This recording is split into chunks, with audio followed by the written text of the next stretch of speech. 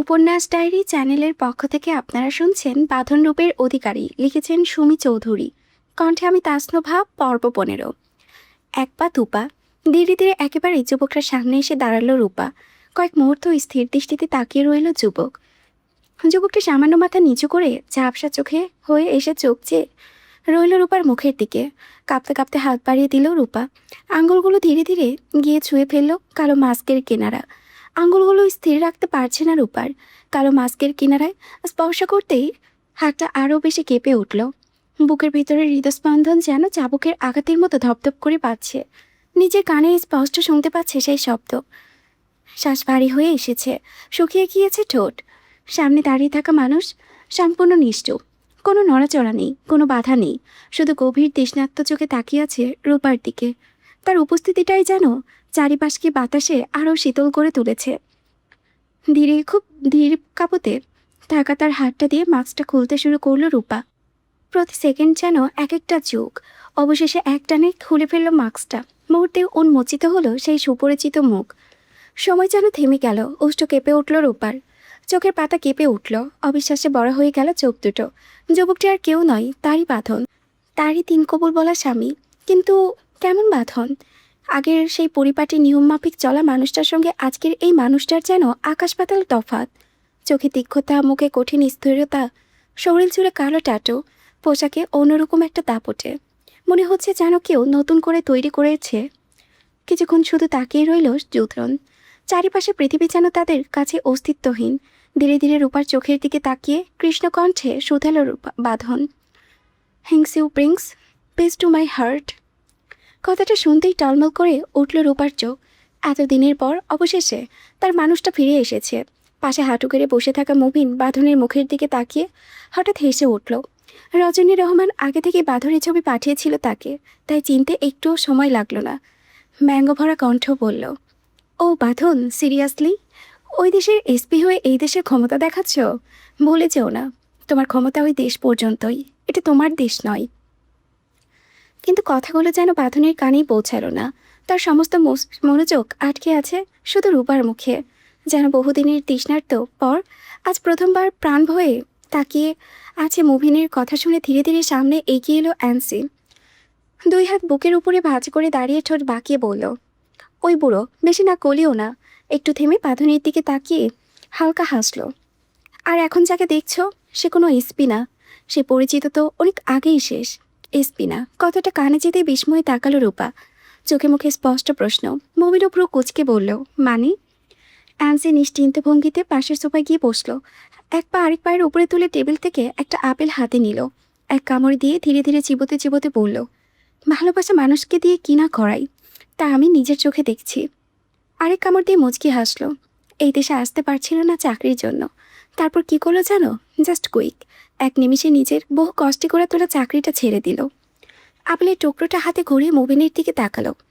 বলো তো বুড়ো আঙ্কেল, ইথান প্রিসিয়া কতটা ভাগ্যবতী মেয়ে হলে একজন মানুষ নিজের স্বপ্নের ক্যারিয়ার ছেড়ে দিয়ে শুধু তার কাছে চলে আসে। চোখজোড়া বড় বড় হয়ে গেল রূপার।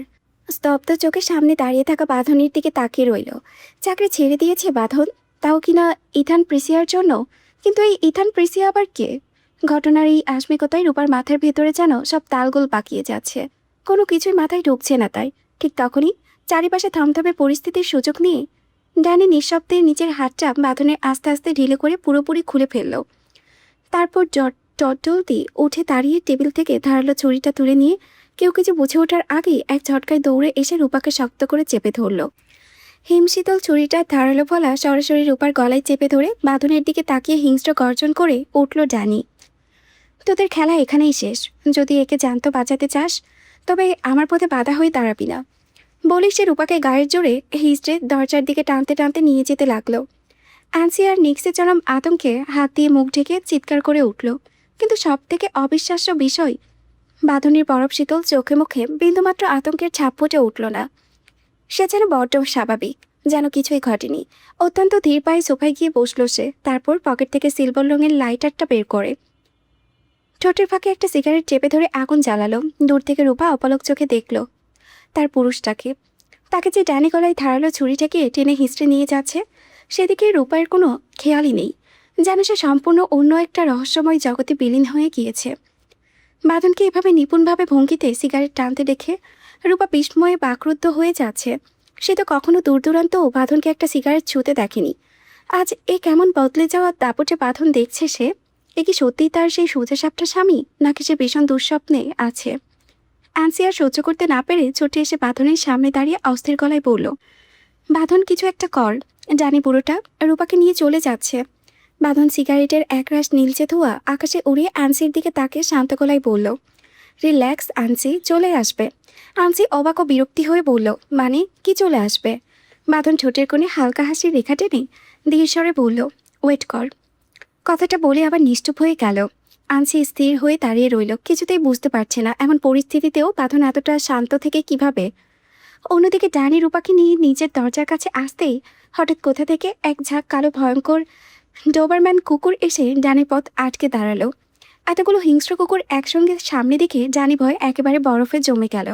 কুকুরগুলো লাল লাল চোখগুলো ডানির দিকে জিভ বের করে হাঁ করে তাকিয়ে আছে, যেন কোনো লোভনীয় শিকার পেয়েছে তারা। ডানি কুকুরগুলোকে তাড়াতে মুখ দিয়ে ভয় দেখানোর চেষ্টা করলো, কিন্তু তারা ভয় তো নড়লই না, উল্টো আরও ভয়ঙ্কর গর্জন তুলে ডানিকে কামড়ে দিতে এক পা এগিয়ে এলো। ডানি নিজের প্রাণভয় রূপাকেও এক ঝটকায় ছেড়ে দিয়ে উল্টো দৌড়ে ঘরের ভেতরে চলে এলো। তার পেছনে পেছনে সবটা কুকুরও ঘেউ ঘেউ করতে করতে তাড়া করলো তাকে। ডানি ঘরের চারিপাশে পাগলের মতো দৌড়াতে লাগলো আর প্রাণ পড়ে চিৎকার করতে লাগলো, কেউ বাঁচাও আমায়, প্লিজ বাঁচাও। এই হাস্যকর দৃশ্য দেখে অ্যান্সি আর নিক্সি আর নিজেকে ধরে রাখতে না পেরে খিলখিল করে হেসে উঠল। সোফায় বসে থাকা বাঁধন ধোয়ার রিং ছেড়ে সামনে বসে থাকা মুবিনের দিকে তাকিয়ে ঠান্ডা কণ্ঠে বলল, তোর বিখ্যাত মাল। মুবিন অবিশ্বাস্য চোখে চোখ বড় বড় করে দেখছে এই দৃশ্য, যে পুরো কানাডা শহর এই ড্যানির নাম শুনলে ভয়ে কাঁপত। আর সেই ড্যানিই নাকি কুকুরের ভয়ে বাচ্চার মতো চিৎকার করে চারিপাশে ছুটছে। রূপা ধীর পায়ে হেঁটে ঘরের ভেতরে এসে এক কোণেই দাঁড়ালো। ঠিক তখনই ড্যানি হাঁপাতে হাঁপাতে একদম নিপুণাই হয়ে দৌড়ে এসে সোফায় বসে থাকা বাঁধনির পায়ের কাছে আঁচড়ে পড়ল। বাঁধনির পায়ের কাছে মাথা নত করে আকুতি মিনতি করে বলল, আমাকে মাফ করে দিন, আমার ভুল হয়ে গিয়েছে, দয়া করে কুকুরগুলো তাড়ান। বাঁধনের ঠোঁটের কোণে এক নিষ্ঠুর বাঁকা হাসি ফুটে উঠল। কুকুরগুলো যতই রক্ষচক্ষু নিয়ে ডানিকে কামড়ে দিতে একদম গায়ের উপরে এসে হেলে পড়ল। ঠিক তখনই গম্ভীর কণ্ঠে কামান্ড দিল বাঁধন, stop, go back to your প্লেসে। আশ্চর্য বিষয়, আদেশ পাওয়া মাত্রই কুকুরগুলোর সাথে সাথে থমকে দাঁড়িয়ে গেল। মুহূর্তের মধ্যে অনুগত পশুর মতো ঘুরে আবারও দরজার বাহিরে দৌড়ে বের হয়ে গেল তারা। বাঁধন এবার নিচু হতে এক হাতে ডানির মাথার চুল শক্ত করে খামচে ধরে তার মুখটা সোজা করে উপরে তুলল। তারপর চোখে শীতলতা নিয়ে বলল, তুই বিখ্যাত না, তুই হচ্ছিস এদেশের আবর্জনা, আর তোর মতো আবর্জনা দুর্গন্ধ ছাড়াই বেশি। আমি আবার সেই বেশি দুর্গন্ধ সহ্য করতে পারি না। তোর শরীরের দুর্গন্ধ তো আমি আরও সহ্য করতে পারছি না, কি করি বলতো? একটু ভেবে ঠোঁট বাঁকিয়ে আবার বলল, আইডিয়া, তোকে বরং পরপারে পাঠিয়ে দিই, ওখানে গিয়ে সারা জীবন শান্তিতে গিয়ে ঘুমাস। ডানি শিউরে উঠে ভয়ের সাথে সাথে বাঁধনের পা দুটো জড়িয়ে ধরে কেঁদে উঠল। আমাকে পারবেন না প্লিজ, আমার ভুল হয়ে গিয়েছে, আমি আর কখনো কোনো খারাপ কাজ করব না, ভালো হয়ে যাব প্লিজ। বাঁধন এবার চরম বিরক্তি আর ঘৃণাই মুখ কুচকে বলল, ডিসগাস্টিং, এই বালটাকে আমার সামনে থেকে সরাতো। সাথে সাথে দুজন গার্ড এসে পশুর মতো টেনে হিস্ট্রে ডানিকে তুলল। বাঁধন অলসভাবে সোজা হয়ে দাঁড়িয়ে শুধু একটি হাত বাড়ালো, গম্ভীর গলায় উচ্চারণ করল, গান। তাৎক্ষণিক একজন গার্ড নিপুণ ভঙ্গিতে একটা ভারী সিলভার রিভলভার তুলে দিল বাঁধনের প্রসারিত হাতের তালুতে। বাঁধন রিভলভারটা হাতে নিয়ে এক নজর ঘুরিয়ে দেখে চেম্বারটা সেট করলো। তারপর চোখের পলকে সরাসরি রিভলভারটা তাক করলো ডানির কপাল বরাবর। ডানি ভয়ে চিৎকার করে আর্তনাদ করে উঠল, আমাকে মারবেন না প্লিজ, আমি হাত জোর করছি। বাঁধন মৃদু হেসে ঠান্ডা চোখে ডানির দিকে তাকিয়ে বলল, তোকে বাঁচিয়ে রাখা যাবে না ডানি, তোকে বাঁচিয়ে রাখলে আবার তুই আমার কলিজায় হাত দিবি। ডানি বাঁচাল আকুতিতে আবারও কিছু বলতে চাইল, কিন্তু তার আগেই বাঁধন তার দিকে তাকিয়ে ঠোঁটের কোণে শেষবারের মতো বাঁকা হাসি ফুটিয়ে দিয়ে দুটো শব্দ উচ্চারণ করলো, হ্যাপি জার্নি। ঠাস ঠাস মুহূর্তে নীরবতা ভেঙে প্রতিধ্বনিত হলো গুলির শব্দ। দুটো তাজা বুলেট সরাসরি কপাল ভেদ করে ডানির মাথার পেছনে চলে গেল। মুহূর্তের মধ্যে তার শরীরটা ধনুকের মতো বেঁকে গিয়ে ধপ্পাস করে নিথর হয়ে ফ্লোরে আছড়ে পড়ল। চোখের পলকে রক্ত ভেসে গেল চারিপাশ। এই কানাডা শহরের সবথেকে কুখ্যাত আর পাপী লোকটাকে এক নিমেষেই ধ্বংস করে দিল বাঁধন, যাকে ধ্বংস করা তো দূরের কথা, যার নাম শুনলে গোটা শহর ভয়ে কাঁপত। সেই শক্তিশালী মাফিয়া ডানির অধ্যায়ের মাত্র এক সেকেন্ডেও ইতি ঘটিয়ে দিল স্বয়ং জাওয়াত অধীর বাঁধন। শোচনীয় এই দৃশ্যটি দেখে দুহাতে কান চেপে ধরে আতকে চিৎকার করে উঠল রূপা। চোখের সামনে রক্তাক্ত নিস্পন্দন অবস্থায় পড়ে আছে ডানি। বাঁধন নিজের হাতে সরাসরি গুলিটা চালিয়ে দিল। রূপার সারা শরীর থরথর করে কাঁপতে লাগলো। সে অবিশ্বাসে থমকে যাওয়া চোখে তাকালো বাঁধনের দিকে। বাঁধনের এই রক্তহীন করা হিংস্র রূপ দেখে রূপার বুকের ভেতরটা হঠাৎ হাহাকার করে কেঁপে উঠল যেন। এতদিনের চেনা আদরের মানুষটা এক মুহূর্তের মধ্যে একদম অচেনা এক দানব হয়ে গিয়েছে। রূপার চোখের দৃষ্টি ঝাপসা হয়ে এলো। চারিপাশে সবকিছু ভরমন করে ঘুরে উঠল। পুরো শরীরটা নিস্তেজ হয়ে ধীরে ধীরে মেঝেতে ঢলে পড়তে লাগলো। ঠিক তখনই বিদ্যুতের মতো ছুটে এলো বাঁধন। এক মুহূর্ত দেরি না করে কিন্তু দ্রুতি হাতে রূপাকে জড়িয়ে ধরে ফেললো যেন। একটুখানি নিচে পড়ে গেলেই কাছে পুতুলের মতো ভেঙে চুরমার হয়ে যাবে। ধপ করে দুজনেই ফ্লোরে বসে পড়ল। চারিপাশে তখন এক অদ্ভুত থমথমে নিস্তব্ধতা, শুধু দুজনের দ্রুত চলা আর ঘন নিঃশ্বাসের শব্দ শোনা স্পষ্ট যাচ্ছে। বাঁধন খুব শক্ত করে জড়িয়ে ধরল রূপাকে, এতটাই শক্ত যে তাকে চিরতরে হারানোর ভয়টা এখনও তার বুকের ভেতরে আশ্রে পড়েছে। সে রূপার মাথাটা নিজের চওড়া বুকে টেনে চেপে ধরল। তারপর তার কপালে ধীরে মায়াময়ী একটা ভারী চুম্বন আঁকল। চোখ দুটো শান্ত শক্ত করে বন্ধ করে রইল। রূপাকে নিচে বুকের সাথে মিশিয়ে নিয়ে এক দীর্ঘ নিঃশ্বাস ও গভীর নিঃশ্বাস টেনে নিল যেন। এতদিনের জমে থাকা সমস্ত ঝড়, আতঙ্ক আর অস্থিরতা এক নিমিষেই ফুসফুস থেকে বের করে দিতে চাইছে। তারপর এক বুক হালকা করে একদম নিচু ও ভারী কণ্ঠে ফিসফিসে উঠল, উফ, শান্তি। সময় যেন থমকে গিয়েছে। চারিপাশে পুরো পৃথিবীটাই যেন স্তব্ধ হয়ে এক জায়গায় আটকে গেছে। কোল জুড়ে থাকা রূপসী রমণীকে কতক্ষণ ধরে এভাবে ব্যাকুল হয়ে জড়িয়ে ধরে আছে সে খেয়াল যেন বাঁধনের একেবারেই নেই। ঠিক তখনই এক গার্ড ইতস্তত করে বলে উঠল, স্যার মুভিন। পুরো কথাটা শেষ করার আগে গর্জে উঠল বাঁধন। চাবুকের মতো বরফ শীতল কণ্ঠে শেষে বলল, একদম চুপ। গার্ডটি সাথে সাথে রক্তহীন করা থমকে গেল এবং নিজের জায়গায় চুপচাপ গিয়ে দাঁড়িয়ে পড়ল। নিজের ভালোবাসার রমণীকে ফিরে পেয়ে পুরুষটি যেন সত্যি পাগল হয়ে গেছে। বুকের ভেতরের সমস্ত আকুলতা দিয়ে অত্যন্ত শক্ত করে জড়িয়ে ধরে আছেই অবচেতন থাকা রূপসীকে। যেন কত শত দিন কত নির্মমভাবে ছটফট করেছে সে এই মেয়েটিকে একটিবার নিজের চোখে দেখার জন্য। কত দীর্ঘ রাত তার বুকের ভেতরের হাহাকার করে চিৎকার করেছে। আর আজ সেই প্রাণের মানুষীকে বুকের মাঝে ফিরে পেয়ে পুরুষটি তাকে ছেড়ে দিতেই ভুলে গিয়েছে। যেন হাত একটুখানি শিথিল হলেই সে আবারও কোনো একটা অজানায় অচিন দেশে হারিয়ে যাবে। দূরে দাঁড়িয়ে আনসি আর নিক্সি মুগ্ধ চোখে দৃশ্যটা দেখছে। দুজনের ঠোঁটের কোণেই ফুটে উঠেছে মায়াময় মিষ্টি হাসি। তারা তো খুব ভালো করেই জানে এই একটা মেয়ের মাত্রই বাঁধনের জন্য কতটা ছটফট করেছে, কতটা নরক যন্ত্রণা নীরবে সহ্য করে এসেছে। রাতের কানাডায় শহর যেন কোনো নিপুণ শিল্পীর ক্যানভাসে আঁকা এক মায়াবী আলো আধারের কাব্য। ওপর থেকে তাকালে মনে হয় নিজেও মাটির উপরে কোটি কোটি রূপালী ও সোনালী নক্ষত্র একজোটে নেমে এসেছে। শহরের আঁকাবাঁকা ও প্রশস্ত রাস্তাগুলো কুয়াশায় পাতলা চাদরে ঢাকা। সেই ভেজা রাজপথের বুক চিরে চলে যাওয়া সোডিয়াম আর নিয়ন বাতিগুলোর আলোয় পিচঢালা রাস্তায় এক অদ্ভুত চকচকে বিস্ফোরণ তৈরি করেছে। উঁচু উঁচু কাচের তৈরি আকাশচুম্বী স্কাইক্রপারগুলো রাতের আধার ভেদ করে দাঁড়িয়ে আছে সগৌরবে। সেগুলোর প্রতিটি জানালাই জ্বলতে থাকা ছোট্ট ছোট্ট আলো যেন শহরের জেগে থাকা গল্প বলে। শহরের মাছ দিয়ে বয়ে যাওয়া শান্ত নদী বা লেকের পানিতে উঁচু অট্টালিকাগুলোর রঙিন বাতাস প্রতিফলিত এক মায়াবী জলচ্ছবি এঁকে দেয়। হাওয়ায় ভেসে আসে হিমশীতল একটা স্নিগ্ধ বাতাস, যা গায়ে লাগলেই এক অচেনা প্রশান্তি ছড়িয়ে পড়ে। মাঝরাতে চারিপাশে যখন নিস্তব্ধ হয়ে আসে তখন নিউনের আঙ্গিন আলো, হালকা কুয়াশা আর ঠান্ডা বাতাসের ওই অপূর্ব ককটেল পুরো শহরকে বানিয়ে তোলে এক মহামণি, রহস্যময়ী আর শান্ত সৌন্দর্যের সগৌরব। ধীরে ধীরে রূপার আবার জ্ঞান ফিরল। চোখের পাতা দুটো ভারী মেলে তাকাতেই সে নিজেকে আবিষ্কার করলো সেই নিস্তব্ধ সুসজ্জিত রুমের নরম বিছানায়। পাশে তাকাতেই দেখতে পেল ফেন্সিয়ারা পরম মমতায় বসে আছেন। তারপর তার চোখ গেল রুমের এক কোণে থাকা সোফাটার দিকে। সোফায় বসে আছে অ্যান্সি, নিক্সি, ওমর, চেইন আর আকাশ। মানে আকাশও এসেছে। রূপাকে চোখ খুলে দেখতে ফ্যান্সিয়ারা স্নেহিতে হাসিতে আকুল হয়ে বলে উঠলেন, এখন কেমন লাগছে দিদি ভাই? কথাটা শুনেই রূপার মনের ভিতরে সবাই একযোগে তাকালো। রূপার অবশেষে জ্ঞান ফিরেছে দেখে ওমর স্বস্তির নিঃশ্বাস ফেলে সোফা থেকে উঠে দাঁড়ালো। তারপর নাটকীয় ভঙ্গিতে বলল, ফাইনালি জ্ঞান ফিরেছে তাহলে? ওফ বাবা, এতক্ষণ টেনশনে আমি তো শেষ। আমি বাবা আসি এখন, বলে ওমর দ্রুত রুম থেকে বেরিয়ে গেল। তাদের দেখা দেখি আকাশ আর জেনও ধীর পায়ে ঘর ছেড়ে চলে গেল। রূপা অত্যন্ত অবাক দৃষ্টিতে তাকিয়ে রইল এই বয়স্ক বিদেশি ফ্যান্সি ইয়ারা নামের মহিলাটির দিকে। প্রবীণ এই মহিলাকে দেখে সত্যিই মনে হচ্ছে মনের ভেতরে এক অদ্ভুত অচেনা টানের সৃষ্টি হয়। মনে হয় সত্যি সত্যি তিনি রূপার খুব আপন কেউ। সে আস্তে করে মহিলার মুখের দিকে তাকিয়ে আকুল কণ্ঠে শোধায়, আপনি কে? আপনাকে দেখে কেন আমার মনে হচ্ছে যেন আপনি আমার খুব কাছের কেউ। ফ্যান্সিয়ারা মায়াময় স্নেহে পরম স্নেহে রূপার মাথায় হাত বুলিয়ে দিয়ে বললেন, কারণ রক্তের টান জিনিসটাই এমন রে দিদিভাই। মানুষ মানুষকে যতই দূরে রাখুক না কেন, রক্তে রক্তে যখন দেখা হয় তখন কাছের মানুষ বলে অনুভূতি হতে বাধ্য। যেমনটা এখন তোর হচ্ছে, তুই তো আমাদেরই রক্ত রে বোন। বিস্ময় চোখ বড় বড় হয়ে গেল রূপার, মুখটা হা হয়ে রইল। সে কিভাবে এদের রক্তের মানুষ হতে পারে? সে তো পুরো দোস্তর একজন বাংলাদেশি মেয়ে। তাহলে এই অচেনা বিদেশে মানুষের রক্তের সম্পর্ক তার কিভাবে সম্পর্ক সম্ভব? ঠিক তখনই নিক্সি এসে বিছানায় একপাশে গা এলিয়ে বসলো। এক হাতে কোমরে দিয়ে ক্লান্তি ভঙ্গিতে বলল, তোমার তাহলে অবশেষে জ্ঞান ফিরল?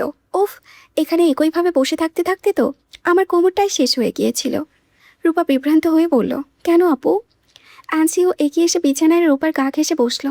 তারপর মুচকি এসে বলল, আর বলো না, ডাক্তার এসেছিল তোমাকে দেখে পরীক্ষা করে জানিয়েছে যে কোনো সময় তোমার জ্ঞান ফিরবে। তাই তুমি চোখ মেলা না পর্যন্ত বাঁধন আমাদের সবাইকে হুকুম দিয়েছে তোমার এই রুমটাই বসিয়ে রেখেছিল। বাঁধন নামটা কানে যেতেই রূপার স্মৃতির ঝাঁপি যেন এক লম্হাই খুলে গেল। ডানির করুণ পরিণতি, বুলেটের বিকট শব্দ আর সেই হিংস্র দৃশ্য সব একে একে মনে পড়ে গেল তার। কিন্তু বাঁধন হঠাৎ কেন এমন রক্তহীন করা মাফিয়া রূপ ধারণ করলো তার কিছুই মাথায় মুন্ডু বুঝতে পারছে না রূপা। সে অ্যান্সের দিকে আকুল দৃষ্টিতে তাকিয়ে আকুল কণ্ঠে বলল, ওরি কোথায় এখন? নিক্সি বিছানায় হেলে পড়ে থাকা ফোনটা নড়েচড়ে করতে করতে আলস গলায় বলল, বাইরে সুইমিং পুলের সামনে ব্যায়াম করছে। রাতের নিঝুম অন্ধকারে সুইমিং পুলের তলার নিচে নীলচে আলোয় যেন এক মায়াবী জলচ্ছবি এঁকে দিয়েছে। নীলমণির মতো চমকে থাকা সেই পানির ঠিক ধারেই শক্ত মার্বেলের ফ্লোরে এক ছন্দে বিরামহীনভাবে পোশাক দিয়ে চলেছে বাঁধন। ঘামে ধুয়ে মুছে শরীর একাকার ভিজে, কিন্তু থামার কোনো নামগন্ধ নেই। পেশিগুলো টান টান হয়ে উঠেছে প্রতিটি ওঠানামার সাথে। ইদানিং এটা বাঁধনের একটা কঠিন অভ্যাসে পরিণত হয়েছে। গভীর রাতে আর একদম ভোরে শরীরকে এভাবে নিংড়ে নেওয়া, এতে বুকের ভেতরে অশান্ত অগ্নিয়গিরিটা যেন কিছুটা হলেও ঠান্ডা থাকে। তার পরনে একটা কালো ফিটেড স্পোর্টস টি শার্ট আর ডার্ক রানিং শর্টস। ফর্সা চওড়া শরীরটা ঘামের বিন্দুতে চিকচিক করেছে, যার ফলে গায়ের কুচকুচে কালো টাটুগুলো যেন আরও হিংস্র ও তপ্ত হয়ে উঠেছে। কপালে ভেজা চুলগুলো লেপ্টে আছে। শরীরের প্রতিটি খাঁজে তাকে এক মারাত্মক রকমের বিপজ্জনক ও প্রলয়ঙ্কারী আকর্ষণীয় লাগছে। ঠিক তখনই অমর চেইন আর আকাশ ধীর পায়ে হেঁটে এসে বাঁধনের সামনে দাঁড়ালো। পাশে রাখা বেতের চেয়ারগুলো দেখে তিনজনে গা এলিয়ে বসে পড়ল। জেইন ঠোঁটে করে হালকা দুষ্টু হাসি এনে বলল, বাঁধন, তোর জানের জ্ঞান ফিরেছে রে। মুহূর্তের মধ্যেই পুশ-আপ দেওয়া থামিয়ে দিল বাঁধন। থমকে গেল তার প্রতিটি পেশি। হাঁপাতে হাঁপাতে এক ঝটকায় ফ্লোর থেকে সোজা হয়ে উঠে দাঁড়ালো। একদম নিস্তব্ধ বরফ শীতল পায়ে এসে দাঁড়ালো জেইনের ঠিক সামনে। তারপর জেইন কিছু বুঝে ওঠার আগেই নিজেকে সামনে নেওয়ার এক সেকেন্ড আগেই চেয়ারসহ জেইনকে শূন্যে তুলে ফেলল সে। জেইন আতঙ্কে চিৎকার করবে, কিছু একটা বলতে যাবে, কিন্তু তার আগেই বাঁধন চরম আক্রোশে এক ধাক্কায় জেইনকে সোজা সুইমিং পুলের মাঝখানে ছুঁড়ে মারল। ছপাত একটা বিকট শব্দে রাতের নিস্তব্ধতা চুরমার হয়ে গেল। জেইন গিয়ে পড়ল বরফের মতো হিমশীতল পানিতে। হাবুডুবু খেয়ে মুখ থেকে পানি ছিটিয়ে ওপরে ওঠে বাঁধনের দিকে আড়ষ্ট চোখে তাকালো জেইন। এটা কি করলি তুই? আমাকে অকারণে এভাবে পানিতে ছুঁড়ে ফেললি? বাঁধন এক হাতে কোমরে রেখে অন্য হাতের উল্টো পিঠ দিয়ে কপাল থেকে গড়িয়ে পড়া ঘাম মুছতে মুছতে চোখ দুটো ছোট ছোট করে বলল, জান শব্দটা শুধু আমার মুখেই শোভা পাই। আমি ওকে জান বলবো। তুই কোন সাহসে ওকে জান বললি? এখনই ওই পানি দিয়ে কান দিয়ে দণ্ডীয়মান হ। বাঁধনের এমন উগ্র ও পাকালি অধিকারবোধ দেখে বসে থাকা ওমর আর আকাশ নিজেদের আর ধরে রাখতে পারল না। হো হো করে হেসে উঠল। জেইন যেন মহাকাশ থেকে পড়ল। চোখ দুটো গোল গোল করে হাঁ করে অবিশ্বাসের সুরে পড়ল, সিরিয়াসলি? আমি কোথায় ওকে জান বললাম? আমি তো বললাম তোর জানের জ্ঞান ফিরেছে। মেঝেতে রাখা ঠান্ডা পানির বোতলটা একটানে কুকরিয়ে নিল বাঁধন। ক্যাপটা মোস্টার দিয়ে খুলতে খুলতে রকচাটা গলায় বলল, জান শব্দটা তোর মুখ থেকেই বেরোবেই বা কোন কেন ইডিয়েট? জান শব্দটা শুধু আমার পেন্টেড করা। তুই বলবি ভাবি, তুই কেন জান বলবি? তুই কি সোজা বাংলায় বলতে পারিস না যে বাঁধন ভাবির জ্ঞান ফিরেছে? মাদার চোদ, এখনই কান ধর, নয়তো ওই রক্তখেকো কুকুরগুলোকে এখনই তোর সাথে সাঁতার কাটাতে পানিতে নামিয়ে দেব। জেইন ভয়ে আর 1 সেকেন্ডও দেরি না করে পানির মধ্যেই দুহাত দিয়ে সোজা কান ধরে ফেলল। বাঁকা চোখে তাকালো বাঁধনের দিকে, কিন্তু টু শব্দ করার সাহস পেল না। বাঁধন পানির বোতলটা মুখে ঢেলে ঠকঠক করে গিলে খাইতে লাগলো। ঠিক তখনই বিশাল ভারী কাঠের দরজাটা ঠেলে বাইরে বেরিয়ে এলো রূপা। নীলসে মায়াবী আলোয় চারিপাশটা পরিবেশে দেখে মুগ্ধতায় চোখ বড় বড় করে চোখ জোড়া আটকে গেল। এটা কোনো সাধারণ বাড়ি নয়, যেন রাজকীয় কোনো প্রাসাদ। এত সুন্দর দৃষ্টিনন্দন বাড়ি সে জীবনে কখনো দেখেছে কিনা তার জানা নেই, কিন্তু মনের অজান্তেই প্রশ্ন জাগলো, এই প্রাসাদসম বাড়িটা আসলে কার? তার এই গভীর ভাবনার মাঝেই নজর গেল চারিপাশে বিস্তৃত আঙ্গিনার দিকে। থরে থরে সাজানো শক্তিশালী সশস্ত্র গার্ডস ঘাড় সোজা করে একদম সতর্ক ভঙ্গিতে পাহারা দিচ্ছে। একটি ব্যক্তি মালিকানাধীন প্রাসাদে যে এত এত পেশাদার গার্ড থাকতে পারে তা রূপার কল্পনার বাহিরে ছিল। হঠাৎই ঘুরতে ঘুরতে রূপার থমকে যাওয়া নজর গিয়ে আজ পৌঁছালো আলো ঝলমলে সুইমিং পুলের ধারে। বাঁধন এক মনে বোতল থেকে পানি খাচ্ছে। দৃশ্যটা দেখা মাত্রই মুহূর্তের মধ্যে রূপার বুকের ভেতরটা ধক করে উঠল। আর তার ঠিক পরপরই চোখ গেল কনকনে ঠান্ডা সুইমিং পুলের স্ফটিক পানিতে, যেখানে একদম পেঁচার মতো করুণ মুখ বানিয়ে ঠান্ডা পানিতে কাঁপতে কাঁপতে কান ধরে দাঁড়িয়ে আছে জেইন। অবেলায় এই মাঝরাতে জেইনকে সুইমিং পুলের জমে যাওয়া পানিতে এইভাবে অসহায় অবস্থায় কান ধরে দাঁড়িয়ে থাকতে দেখে রূপার ভীষণ হাসি পেল। গেল এই দুই এক ঠোঁট শক্ত করে চেপে ধরে ভেতরে ফিনফিনে হাসিটা কষ্ট করে আটকে রেখে ধীর পায়ে হেঁটে বাঁধনের কাছাকাছি এলো সে। রূপাকে কাছে আসতে দেখে জেইন একগাল কাঁদো কাঁদো মুখ করে অবুঝ বাচ্চার মতো সুরে আকুতি মিনতি করে ডেকে উঠল, ও ভাবিকো, বাঁচাও আমায়। এই বরফ শীতল পানিতে আর কিছুক্ষণ দাঁড়িয়ে থাকলে আমি নিশ্চিত নিউমোনিয়া হয়ে যাবে আমার। জেইন বাকল কথা শুনে পানি খাওয়া থামালো বাঁধন। ঘাড় সামান্য বাঁকিয়ে আর চোখে তাকালো রূপার দিকে। রূপা বিস্ময় নিয়ে জেইনের দিকে তাকিয়ে শোধালো, কি হয়েছে ভাইয়া, আপনি এভাবে পানিতে কেন? পাশে বসে থাকা ওমর হাসতে হাসতে পেট চেপে ধরে বলল, ও শালা তোমাকে জান বলেছি দেখে বাঁধন পানিতে ফেলে এভাবে কান ধরিয়ে দাঁড় করিয়ে রেখেছে। কথাটা শুনে চরম বিস্ময় নিয়ে বাঁধনের দিকে তাকালো রূপা। এই লোকটা কি পুরোপুরি সাইকো হয়ে গেছে? একটা সামান্য শব্দের জন্য এমন শাস্তি? বাঁধন পানির বোতলটা রেখে ব্রো কুচকে সামান্য নাচিয়ে খোঁচা মেরে বলল, এভাবে কি দেখছিস? একদম গিলে খেয়ে ফেলবি নাকি? নিজেকে কি একটু লবণ মরিচ দিয়ে মাখিয়ে নিয়ে আসবো যাতে তোর খেতে সুবিধা হয়? এমন হুট করে সামনাসামনি নির্লজ্জা কথা শুনে এক মুহূর্তের জন্য থমকে গেল রূপা। লজ্জায় আর অস্বস্তিতে মুখ লাল হয়ে উঠল তার। এক লম্হা এসে মাথা নিচু করে নিজেকে সামনে নিয়ে ধীরে সস্তে বলল, জেইন ভাইকে উঠতে বলুন, আমার আপনার সাথে কিছু জরুরি কথা আছে। বাঁধন একটা লম্বা নিঃশ্বাস টানল, তারপর সুইমিং পুলের পানিতে থাকা জেইনের দিকে তাকিয়ে চোখের ইশারায় ওপরে উঠে আসতে সংকেত দিল।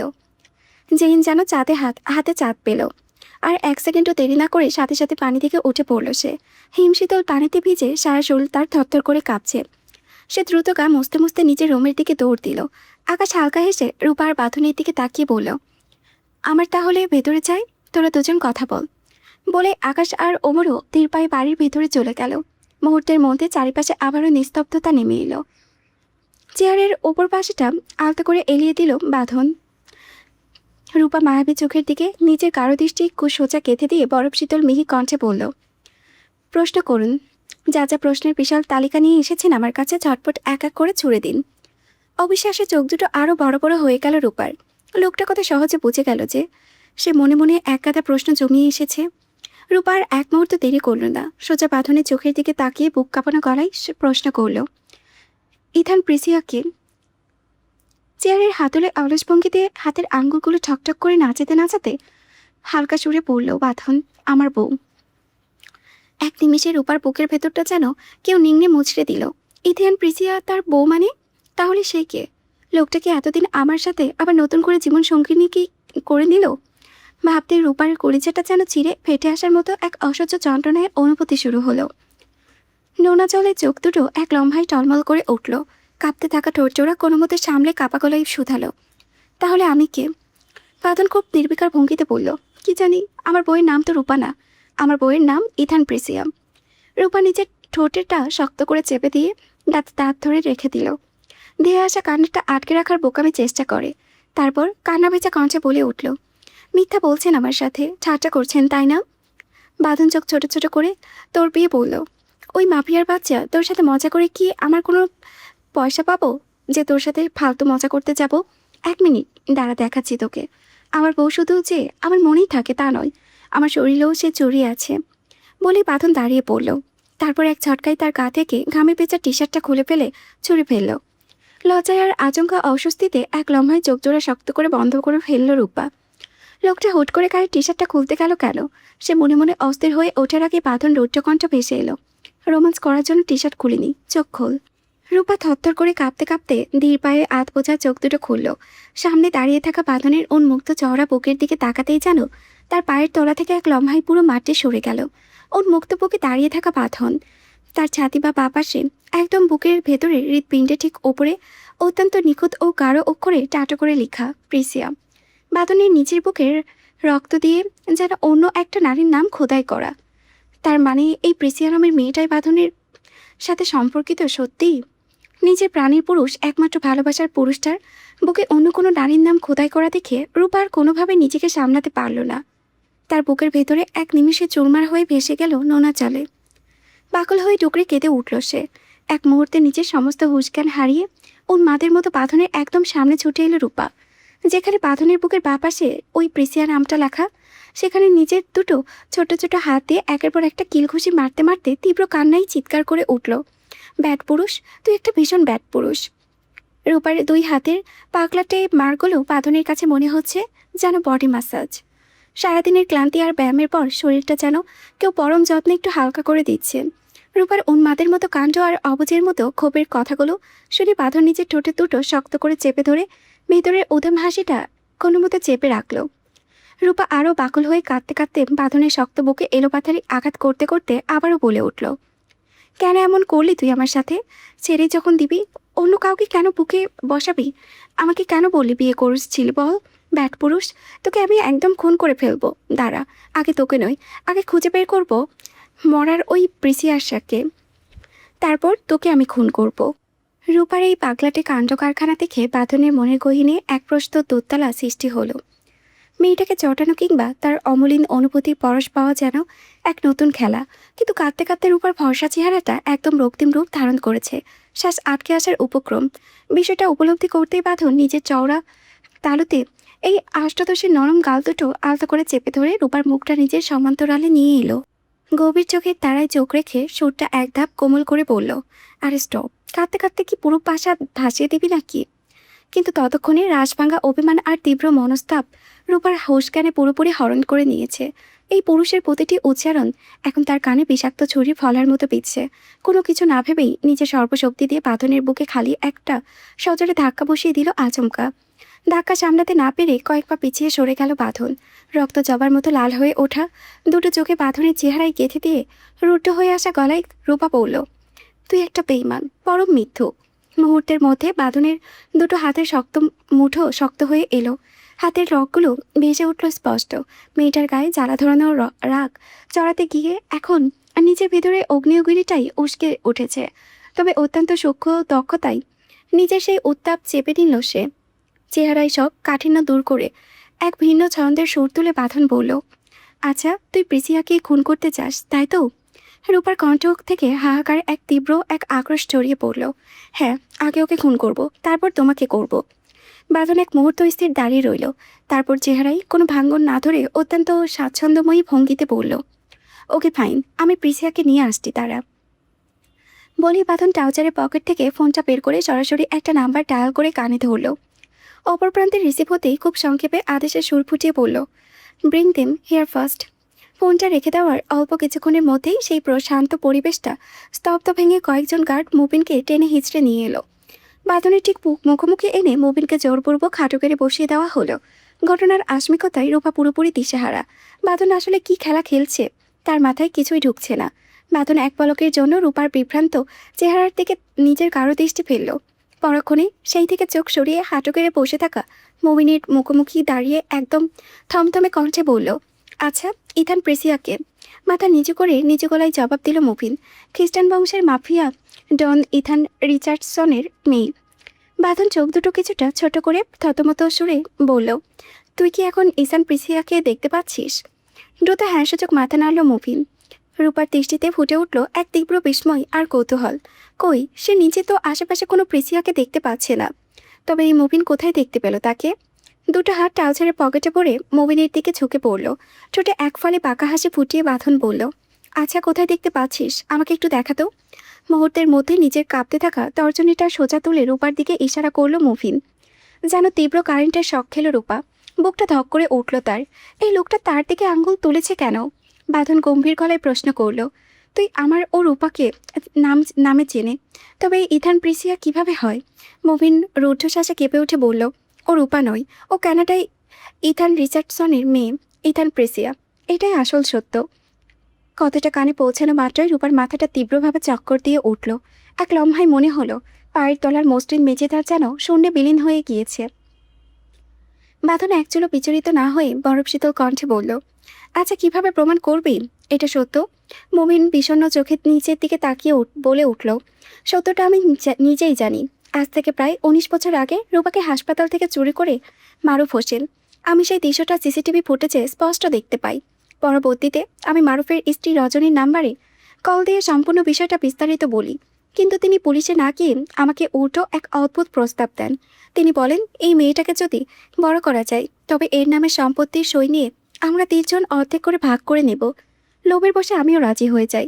এরপর রজনীর সাথে যোগাযোগ রাখতে রাখতে আমাদের মধ্যে প্রেমের সম্পর্ক গড়ে ওঠে। এক পর্যায়ে রজনী মারুফকে ডিভোর্স দিয়ে রূপাকে নিজের কাছে নিয়ে চলে যায়। আমি তখন কানাডায় ছিলাম, আর তাছাড়া আমার নিজের স্ত্রী সন্তান আছে। এই পরিস্থিতিতে রজনীকে বিয়ে করা কোনোভাবে সম্ভব ছিল না, আর আমার সেই ইচ্ছেও ছিল না। শুধুমাত্র বিপুল ওই সম্পত্তির লোভে তার সাথে নামমাত্র সম্পর্কে জড়িয়েছিলাম। তাই তাকে পরামর্শ দিয়েছিলাম যে সবসময় সাময়িকভাবে অন্য কাউকে বিয়ে করে রূপাকে বড় করে তোলে, আর মেয়েটা প্রাপ্তবয়স্ক হলে তখন সমস্ত সত্যি প্রকাশ করা যাবে। কথাগুলো কানে পৌঁছালো মাত্রই গায়ের সব শক্তি যেন এক লম্হায় হারিয়ে গেল রূপার। এক ঝটকায় ধপ্পাস করে মেঝের উপরে বসে পড়ল সে। চারিপাশে পুরো পৃথিবীটা যেন তীব্র গতিতে ঘুরতে শুরু করেছে। রজনী যে তার আসল জন্মদাত্রী মা নয়, এই সত্যটা সে আগেই জানত, কিন্তু তার শরীরে বইছে এক অচেনা ভিনদেশি রক্ত। সে বাংলাদেশের মাটির মেয়েই নয়। এই অপ্রিয় সত্য যেন তাকে চিরতরে পুরোপুরি অসাড় করে দিল। মুবিন আরও কতটা অসংলগ্ন কথা বলে চলল। সব নিস্তব্ধ হয়ে শুনল রূপা। কয়েক মুহূর্ত পর বাঁধন পাশেই দাঁড়িয়ে থাকা এক গার্ডের দিকে চোখের ইশারা করতেই সে অনুগত ভঙ্গিতে মাথা নেড়ে দ্রুত ঘরে প্রবেশ করল। পরক্ষণেই একটা ল্যাপটপ এনে রূপার দিকে ঠিক মুখোমুখি রেখে স্ক্রিনটা অন করল। ল্যাপটপের পর্দায় ফুটে উঠল এক ভিডিও ক্লিপ। ভিডিওতে মারুফ হোসেনকে স্পষ্ট দেখা যাচ্ছে। সেদিনের সেই সাক্ষাৎকারে রূপার পরিচিত নয়, মারুফ যা যা ফাঁস করেছিল তার প্রতিটি শব্দ রূপার কানে বিঁধতে লাগলো। ল্যাপটপের স্ক্রিনের দিকে তাকিয়ে দেখতে দেখতে রূপার চোখ দুটো নোনা জলে ঝাপসা হয়ে এলো। তার আপন বলতে এই ধরালো তলে কেউ বেঁচে নেই। তার জন্মদাতা মা বাবা বহুকাল আগেই ওপারে পাড়ি জমিয়েছে। অর্থাৎ নিখাত সত্যটাই হলো সে সত্যি এক অসহায়হীন এতিম। বুকের ভেতরে চেপে রাখা নিঃশ্বাস আটকে এসে দুহাতে মুখ থেকে তীব্র হাহাকারে কেঁদে উঠল রূপা। ধপাস করে মেঝেদের উপরে বসে কান্নাকাটি করা রূপার ঠিক কাছাকাছি এগিয়ে এলো বাঁধন। তার চেহারায় এক প্রকার স্পষ্ট বিরক্তির ছাপ, কিছুটা তিক্ততা মিশিয়ে বলল, তুই কি প্যান প্যান কান্না ছাড়া আর কিছুই পারিস না? সামান্য কোনো কিছু ঘটলেই ছাগলের মতো প্যাপা করে কাঁদতে বসে যাস। ডিসকাস্টিং। নোনা চলে ঝাপসা হয়ে আসা চোখ দুটো তুলে বাঁধনের আপাত মস্তক চাইল রূপা। তখনই তার চোখ গিয়ে আটকে গেল বাঁধনের উন্মুক্ত ছবিটার ওপরে। সেখানে কৃষ্ণবর্ণের কালিতে স্পষ্ট ফুটে আছে সেই নামটা, প্রিসিয়া। যে প্রিসিয়া নাম থেকে সে এতক্ষণ ঈর্ষায় আর অভিমানে দগ্ধ হচ্ছিল, সেই প্রিসিয়া তো অন্য কেউ নয়, সে তো নিজেই। বাঁধন এতদিন ধরে রূপার সেই আসল সত্তা, সেই ধুলো চাপা পড়ে থাকা সত্যটাকে নিজের শরীরে ধারণ করে ঘুরে বেড়াচ্ছিল। ভাবনাটা মাথায় আসা মাত্রই এক অচেনা আবেগে তড়িঘড়ি করে উঠে দাঁড়ালো রূপা। দিয়ে এলো রূপার মুখোমুখি। নিজের সমস্ত শক্তি দিয়ে লোকটার বুকে, শক্ত বুকে এলোপাতাড়ি আঘাত করতে করতে রুদ্ধস্বরে বলল, আপনি এত কিছু জানতেন, তবু আমাকে কেন এতদিন আধারে রাখলেন? কেন আগে কিছু বলেননি? বাঁধনের নিজের জায়গায় অবচলিত থেকে দুটো হাত প্রসারিত করে রূপাকে আটকানোর চেষ্টা চালালো। ঠোঁটের কোণে সামান্য রাশভারী ভাব ফুটিয়ে বলল, আরে থাম। রোবট পেয়েছিস নাকি আমাকে, যে যখন খুশি এসে কিল খুশি বসিয়ে দিবি? আর বাই দ্য ওয়ে, আমি সঠিক মুহূর্তটার অপেক্ষায় ছিলাম, কারণ জটিল কিছু সত্য পুরোপুরি পরিষ্কার না করে হুট করে সামনে আনা যায় না। আজ সেই সঠিক সময় এসেছে, আর আমি প্রমাণসহ তোর আসল পরিচয় তুলে ধরেছি। বাঁধনের সেই তপ্ত বুকে আর কোনো আঘাত করার শক্তির উপায় রইল না। দুই বাহু দিয়ে কঠিন সেই পুরুষটাকে শক্ত করে জড়িয়ে ধরে তার বুকে মুখ গুজে দিল সে। অযোধ্যারে চোখের জল বিসর্জন দিতে দিতে রূপা খোপার বেদনায় আক্ষেপ প্রকাশ করে বলল, আমি নিখাত এক এতিম। আমার মা বাবা বলে এই ধারায় কেউ নেই। আমি সত্যিই বড় এতিম। বাদর কোনো সান্ত্বনার বাণী শুনল না। শান্ত ও নিষ্ঠুপ হয়ে দাঁড়িয়ে রইল সে। কাঁদুক মেয়েটা, বুকের গহীনে জমানো পলি মাটিগুলো নোনা জলে ধুয়ে মুছে মনটা একটু হালকা হোক। আশেপাশে তখনও সব সশস্ত্র ঘাট নিস্তব্ধ হয়ে দাঁড়িয়ে আছে, আর তাদের সবার উপস্থিতিতেই এই অষ্টাদশী বাঁধনকে আঁকড়ে ধরে হাহাকার করে কেঁদে চলেছে। বাঁধনের চোখের সূক্ষ্ম ইশারায় গার্ডদের দিকে নির্দেশ পাঠালো। আদেশের ভাষা বুঝে নেওয়ার সাথে সাথেই কাঁচরা মেটের ওপরে পড়ে থাকা মুফিনকে সেখান থেকে টেনে হিঁচড়ে সরিয়ে নিয়ে গেল। কয়েক মুহূর্ত পার হতেই রূপার স্তব্ধ মস্তিষ্ক যেন এক অচেনা আশঙ্কায় বিদ্যুৎ চমকে উঠল। সম্পূর্ণ ভিন্ন একটা ভাবনা এসে তার রক্তচাপ যেন এক লম্হায় বাড়িয়ে দিল। সে খ্রিস্টান আর বাঁধন খাঁটি মুসলিম। ভাবনাটা মাথায় আসা মাত্রই এক তীব্র আতঙ্ক বাঁধনের বুক থেকে ছিটকে সরে এলো পেছনে। সে ভয়ে সারা শরীরটা রেডি করে কেঁপে উঠল তার। নোনা জলে ঝাপসা হয়ে আসা চোখ দুটো স্বামীর কারো চেহারার ওপরে রেখে ভেতরে অজানা একটা আতঙ্কে শিউরে উঠল রূপা। তার মনে হাজারটা প্রশ্ন দানা বেঁধেছে। এই ধর্মচার্যের ফারাকের জন্য বাঁধন তাকে চিরকালের তরে পর করে দেবে, না তো সামনে দাঁড়িয়ে থাকা অষ্টাদশীর এই ভয়ার্ত অস্থির ভাবভঙ্গি বাঁধনের তীক্ষ্ণ চোখ দুটো এড়াতে পারল না। সে কৌতূহল নিয়ে দুটো ভ্রু সামান্য উঁচিয়ে অত্যন্ত স্বাচ্ছন্দ্য বোধ বলল, কি হয়েছে? গলা স্বর চড়িয়ে এলো রূপার। শুকনো নলা দিয়ে কোনো মতো কাঁপতে কাঁপতে উচ্চারণ করল, আমি আমি খ্রিস্টান। বাঁধনের চেহারায় বিন্দুমাত্র অস্থিরতার ছাপ দেখা গেল না। সে একদম স্বাভাবিক ও থমথমে সুর তুলে বলল, তো? রূপার চোখে ফুটে উঠল একরাশ বাকলতা আর হারানোর ভয়। কাপা ঠোঁটে প্রশ্ন ছুড়ে দিল, আপনি আপনি আমাকে ছেড়ে দিবেন না তো? এক হাতে কোমরে রেখে অন্য হাত দিয়ে কপালটা শক্ত করে চেপে ধরল বাঁধন। এ কোনো গাধার প্রেমে পড়ল সে? এই তো মূর্খ, মহামূর্খ গাধার চাইতেও এক ধাপ এগিয়ে, যার জন্য সে নিজের ক্যারিয়ার, স্বদেশে বিশাল চাকরি সব পেছনে ফেলে সদর কানাডায় ছুটে এলো। আর এই মেয়ে কিনা ভেবে বসে আছে সে তাকে ছেড়ে দেবে। বুকের ভেতরে থাকা কয়েকটা দীর্ঘশ্বাস টেনে নিয়ে বিরক্তি আর স্নেহের এক অদ্ভুত মিশ্রণে রূপার দিকে চেয়ে বলল, বিশ্বাস কর মাফিয়ার বাচ্চা, আমি যদি আগে থেকে জানতাম এই পৃথিবীতে এসে তোর মতো একটা গাধার পাল্লায় পড়তে হবে, তবে ভুলেও এই মর্তে আসতাম না। কথাটা শোনা মাত্রই অভিমান আর রাগে ফুলকাটা হয়ে গেল অষ্টাদশীর দুই গাল। ঠোঁট দুটো উল্টো একটা অদ্ভুত ভঙ্গিতে পুরুষটার দিকে চেয়ে রইল সে। মেয়েটার গাল ফোলানোর সেই কচি শুভ্রশ্রী দেখে এবার আর নিজের হাসি ধরে রাখতে পারল না বাঁধন। থমথমে ভাবটা উবে গিয়ে ফিক করে হেসে ফেলল সে। রূপা মুগ্ধ ও বিস্মিত দৃষ্টিতে চেয়ে রইল বাঁধনের পানি।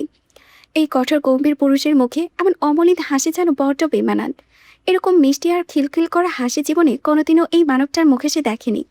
কাউকে হাসলে যে এতটাও দেবমূর্তির মতো সুন্দর লাগতে পারে তার রূপার কল্পনাও ছিল না। মুহূর্তের প্রতি চোখ ফিরিয়ে নেওয়া সম্ভব হয়ে পড়ল তার জন্য। মনে হতে লাগলো জীবনের সব শোক, কষ্ট আর আক্ষেপে যেন পুরুষটির এক চিলতে হাসির উত্তাপের নিমিষেই ধুয়ে মুছে ছাপ হয়ে যাবে। ধীর পায়ে এগিয়ে এসে অষ্টাদশী দুই গালে নিজের উষ্ণ হাত দুটো রাখল বাঁধন। হাতের পুরো আঙ্গুল দুটো দিয়ে রূপার ভিজে যাওয়া চোখের জল আলতো করে মুছিয়ে দিতে দিতে স্নিগ্ধ স্বরে বলল, ছেড়ে দেওয়ার ইচ্ছে থাকলে যেই মুহূর্তে জানতে পেরেছি আমি একটা খ্রিস্টান মেয়েকে মনে সঁপে দিয়েছি, তাকে বিয়ে করেছি, তাহলে তখনই ছেড়ে দিতাম, বুঝেছিস? তাই একটা কথা খুব ভালো করে মাথায় গেঁথে নে, এই বাঁধনের খোঁচাই যতক্ষণ শেষ নিঃশ্বাসটুকু বাদে সে কোনোদিন তোকে নিজের থেকে আলাদা হতে দেবে না। ছল ছল চোখে বাঁধনের দিকে চেয়ে রূপা শত করে বলে, সত্যি কথা বলছেন তো? বাঁধন এক মুহূর্ত নীরব থেকে খুব শান্ত স্বরে বলল, আর কিছু ভাবার মতো মানসিক অবস্থা তখন রূপার ছিল না। বাকল হয়ে আবারও বাঁধনকে শক্ত করে নিজের আবেশে জড়িয়ে ধরল। কয়েক মুহূর্তে নিঝুম নীরবতা নেমে এলো চারিপাশে। হঠাৎই রূপার রুদ্ধ মস্তিষ্ক আবেগের একটা কথা বিদ্যুৎ চমকের মতো খেলে গেল। বাঁধন চাকরি ছেড়ে দিয়েছে, তাও ইথান প্রিসিয়ার জন্য, অর্থাৎ শুধুমাত্র তার জন্য। চকিতে মাথা তুলে বাঁধনের মুখের পানে চেয়ে বিস্ময়ে রূপা বলল, আপনি চাকরি কেন ছাড়লেন? বাঁধন এক নিমিষেই রূপার কোমরটা আঁকড়ে ধরে একদম নিজের শরীরের সাথে লেপটে নিল। অষ্টাদশীর সুবাস মাখা ঠোঁটের ঠিক সামান্য দূরত্ব নিজের ঠোঁটে রেখে আবেশে মোড়ানো মৃদু সরে ফিসফিস করে বলল, আপনাকে পাওয়ার তীব্র নেশাই। এক অচেনা গভীর শিহরণে থরথর করে কেঁপে উঠল রূপা। অসীম বিস্ময় মাখানো দৃষ্টিতে বাঁধনের দিকে চেয়ে রইল সে। পরক্ষণে কৌতূহল সামলাতে না পেরে আবার বলল, তাহলে সিগারেট খাওয়ার কারণ? একদম কাছাকাছি থেকেই তপ্ত নিঃশ্বাস ফেলে বাঁধন জবাব দিল, সেই কারণটাও আপনি। দুই ভ্রু আশ্চর্যিত হয়ে খানিকটা উঁচুতে উঠে গেল রূপার। লোকটাকে এমন উস্কানিমূলক কথার আসল মানে রূপা কিছুতেই ধরে উঠতে পারছে না। সে আবারও প্রশ্ন ছুড়ে দিল, তাহলে হঠাৎ এমন রক্তক্ষয়ী কোন চাকরির কারণে? ডান হাতে এই রূপসীর নাকটা আলতো করে টিপে দিয়ে রহস্যময় হেসে বাঁধন বলল, সেটাও আপনি। এক ঝটকায় মেজাজটা চড়ে গেল রূপার। ক্ষোভের জ্বালায় বাঁধনকে ধাক্কা দিয়ে কয়েক পা পিছিয়ে এলো সে। একরাশ বিরক্তি সুরে বলল, আমি এমন কি মহাপাপ করেছি যার খেসারত দিতে আপনাকে এই চরম আর ধ্বংসাত্মক পথগুলো বেছে নিতে হলো? বাঁধন হাতের রগগুলো হালকা ডলে নিয়ে প্রথমে ডান হাতটা একটা আলতো ঝাঁকি দিল, পরপরই বাঁ হাতটাও একইভাবে ছেড়ে নিল। তারপর ধীর ও স্থিত পথে রূপার দিকে তাকিয়ে এগোতে এগোতে বলল, একটা আস্ত মানুষকে নিঃশব্দে পাগল করে ছেড়েছেন আপনি। হয়তো এটাই আপনার জীবনের সবচেয়ে বড় পাপ। আশঙ্কায় ক্রমাগত পেছনে পা বাড়াতে বাড়াতে রূপার রুদ্ধ স্বরে বলল, একদম ফাজলামি করবেন না। আমি কাউকে পাগল টাগল করি নাই, বুঝলেন? ঠোঁটে কোণে এক চিলতে রহস্যময় বাঁকা হাসি ফুটিয়ে বাঁধন শুধালো, তাই? পেছাতে পেছাতে এক হয়ে সুরে উত্তর দিল রূপা, হুম। কিন্তু অনবরত পেছাতে পেছাতে রূপা একদম সুইমিং পুলের ধার ঘেঁষে এসে দাঁড়িয়েছে। তার নিজেরও খেয়াল ছিল না। হঠাৎ পরের পাটা ফেলতেই পথ শেষ। ভারসাম্য হারিয়ে সোজা সুইমিং পুলের কনকনে জলের দিকে উল্টে পড়ে যাওয়ার উপক্রম হতেই বাঁধন দ্রুতগতিতে সামনে ছিটকে এলো। এক ঝটকায় শক্ত করে আঁকড়ে ধরে ফেলল রূপার হাতটা। রূপা তখন একদম শূন্যে ঝুলে থাকা অবস্থায় পড়ে যাওয়ায় চরম ঝুঁকি নিয়ে টিকে আছে। বাঁধন শুধু মুঠোটা আলগা করে দিলেই সোজা গিয়ে পড়বে হিমশীতল পুলে। বুকের ভেতরে হৃৎপিণ্ডটা তীব্র গতিতে লাফাচ্ছে তার। ঘন ঘন বড় বড় নিঃশ্বাস নিতে লাগলো সে। বাঁধন ওপর থেকে রূপার সে ভয়ার্ত আকুল চেহারার দিকে তাকিয়ে কেবল আবেশ ভরা সরে পড়ল, কেউ আপনাকে ছাড়া বাঁচতে পারে না। আপনি দূরে সরে গেলে সে দিশারা হয়ে যায়, তার মস্তিষ্ক কাজ করা বন্ধ করে দেয়। সমস্ত পৃথিবীটা তার কাছে একদম এলোমেলো হয়ে যায়। আপনি ছাড়া যে সে বড় অগোছালো। আপনি তার একমাত্র শান্তির নাম। আপনি তার বেঁচে থাকার অনুভূতি। বিস্ময় আর কৌতূহলের এক চাদরে ঢাকা পড়ল রূপার চোখ দুটো। মনের অজান্তেই এক ঘোর লাগা স্তব্ধতায় আচ্ছন্ন হয়ে রুদ্ধশ্বাসে উচ্চারণ করল, কে সে? বাদল নিজের তীব্র চাহনি রূপার উপরে স্থির রেখে খুব হালকা আর আবেশে জড়ানো গলায় বলল, আপনি বুঝে নিন, নিজে নিন, কে সে? রূপার একটি শব্দ উচ্চারণ করতে পারল না। শূন্যে ঝুলন্ত অবস্থায় এক দৃষ্টিতে চেয়ে রইল সেই গভীর চেহারার পানে। বাঁধনের ঠোঁটে কোণে হঠাৎ ফুটে উঠল এক দুষ্টুমি ভরা কুটিল হাসি। হালকা হেসে শুধালো, ছেড়ে দেব? মুহূর্তের মধ্যে রূপার মনের কহিনে গড়টা কেটে গেল। সে যে সুইমিং পুলের কনকনে জলের উপরে একদম শরীর বাঁকিয়ে শূন্যে ভারসাম্যহীন হয়ে ঝুলছে, সেই চরম বাস্তবতার কথা একদমই ভুলে গিয়েছিল। বাঁধন হাতের আকার আগলা করে চাপাত করে আষ্টে পড়বে হিমশীতল অতলে। ভয় গলার কাছে একদম থুতো গেলে আকুল নয়নে চেয়ে কাতরতার স্বরে উঠল, প্লিজ ছাড়বেন না, দোহাই আপনার। বাঁধন এক পলক রূপার ভয়ার্ত মুখশ্রীর দিকে তাকিয়ে দুষ্টুমি মাখা সুরে আক্ষেপের সাথে বলল, I am so sorry baby. Rupa ভয়ে হাত পা ঠান্ডা করে তীব্র আকুতি জানিয়ে উঠল, না না প্লিজ, প্লিজ ধরুন। কিন্তু রূপার সেই আকুতিতে কান্না দিয়ে বাঁধন হাওয়ায় একটা শীষ বাজিয়ে মুখে অগণতি সংখ্যা উচ্চারণ করতে করতে শুধালো, 1 2 3। ট্রি বলা শেষ হতেই নিমিষে রূপার হাত দুটো আলগা করে দিল বাঁধন। বিপদের মুখ থেকে নিজেকে বাঁচাতে রূপা আঁকড়ে ধরল তীব্র চেষ্টায়। সোজা হাত দুটো বাঁধনের দিকে বাড়িয়ে দিল, কিন্তু শরীরে ততক্ষণে অনেকটা ঝরে নিচে নেমে যাওয়ায় বাঁধনের চওড়া ছাতি স্পর্শ করা সম্ভব হলো না। রূপা কোনো কিছু না ভেবেই বাজার তাগিদে খপ করে বাঁধনের পরনের ট্রাউজারটা শক্ত করে টেনে ধরল। বাঁধনের মুখে দুষ্টুমি হাসিটা এক লম্হায় উপে গেল। সে কিছু বুঝে ওঠার আগেই, নিজেকে সামলে নেওয়ার আগেই রূপার টানের তোড়ে নিজের শরীরের ভারসাম্য হারিয়ে সোজা নিচের দিকে হেলে পড়ল। পরে মুহূর্তেই দুজন একসাথে ভাসমান গতিতে গিয়ে সুইমিং পুলের সেই হিমশীতল কনকনে পানিতে ছপাত শব্দে আছড়ে পড়ল। এক নিমিষেই দুজন ভিজে একদম একাকার হয়ে গেল। কনকনে শীতল পানি তলদেশ থেকে ঝাপসে তারা দুইজন একসাথে মাথা তুলে ওপরের বাতাসে শ্বাস নিল। বাঁধনের মেজাজ তখন চরম তুঙ্গে। রূপার এই আচমকা কাণ্ড কারখানায় খেপে গিয়ে তীব্র কিছু শোনানোর জন্য মুখ খুলতে যাবে, কিন্তু রূপার চেহারার দিকে চোখ পড়তেই এক মুহূর্তের জন্য নিখাত স্তম্ভিত হয়ে গেল সে। রূপার দীর্ঘ কৃষ্ণচূড়া চোখগুলো ভিজে একাকার হয়ে তার ফর্সা গাল আর অনাবৃত ঘাড়ে লেপটে আছে। ভেজা চোখের পাপড়িগুলো যেন আগের চেয়েও শতগুণে ঘন আর গাঢ় দেখাচ্ছে। আর তার সুগঠিত থুতনি বেয়ে ফোঁটা ফোঁটা স্বচ্ছ পানি টপটপ করে ঝরে পড়েছে নিচের দিকে শান্ত জলে। মুহূর্তের মধ্যে বাঁধনের সেই তীব্র রাগ উবে গিয়ে চোখের তারায় ঘন হয়ে এলো এক মাতাল করা গভীর নেশা। বাঁধনকে ওভাবে নিজের পানে মন্ত্রমুগ্ধের মতো তাকিয়ে থাকতে দেখে রূপা কিছুই বুঝে উঠতে পারল না। সে ভেবেছিল বাঁধন নিশ্চয়ই কোনো কঠিন বকুনি দেবে, তাই আত্মপক্ষ সমর্থনে কিছু একটা বলার জন্য যেই না নিজের কোচে ঠোঁটজোড়া উন্মুক্ত করতে গেল, ঠিক তখনই বাঁধন ছিটকে সামনের দিকে এগিয়ে এলো। রূপার ভিজে যাওয়া রেশমি চুলের ডান হাতটা শক্ত করে জড়িয়ে ধরে। এক অনির্বাচনীয় আবেশে নিজের ঠোঁট ডুবিয়ে দিল রূপার ভেজা মিষ্টি ঠোঁটের গভীরে। পুরো ঘটনাটা এত দ্রুত আর আচমকা ঘটে গেল যে রূপা তা উপলব্ধি করার মতো ন্যূনতম সময়টুকুও মিলল না। কনকনে পানির মাঝে দাঁড়িয়ে তার পুরো শরীর যেন এক বরফের টুকরোর মতো একদম নিথর ও জমে কাঠ হয়ে গেল। সেই তপ্ত উন্মাদ পুরুষটিকে থামানোর সামান্যতম ক্ষমতা পা হুষ্টকুও যেন হারিয়ে ফেলল সে। রাতের কনকনে ঠান্ডা বাতাসে নিঝুম বারান্দায় নিস্তব্ধ মনে দাঁড়িয়ে আছে সীমা। হালকা বাতাসে এসে তার রেশমি চুলগুলোকে আলতো করে দোলা দিয়ে যাচ্ছে। মনটার গহীনে কেমন যেন একটা অচেনা স্থিরতা দমন করেছে। আজকে পুরোটা দিন জুড়ে ইস্তিয়াক তাকে কি পরিমাণ যে চালিয়েছে তার হিসেব নেই। লোকটা হঠাৎ কেমন যেন বেপরোয়া আর দুষ্টুমিতে মেতে উঠেছে তার সাথে। ইস্তিয়াকের এই অস্বাভাবিক রূপ সীমা কিছুতেই বুঝে উঠতে পারছে না। শহরের ব্যস্ততা ছেড়ে লোকটা হুট করে গ্রামে কেন চলে এলো, আর এসে বা কেন সীমাকে ঘিরে তার সব ছলাকলা। আচ্ছা, এই সব কিছু কি শুধু ক্ষণিকের ঠাট্টা নাকি এর পেছনে কোনো সত্যিই গভীর লুকিয়ে আছে? হাজারো অলিখিত প্রশ্ন সীমার মনকে প্রতিনিয়ত ঘিরে ধরেছে, কিন্তু কোনোটারই সঠিক উত্তর মিলতে পারছে না সে।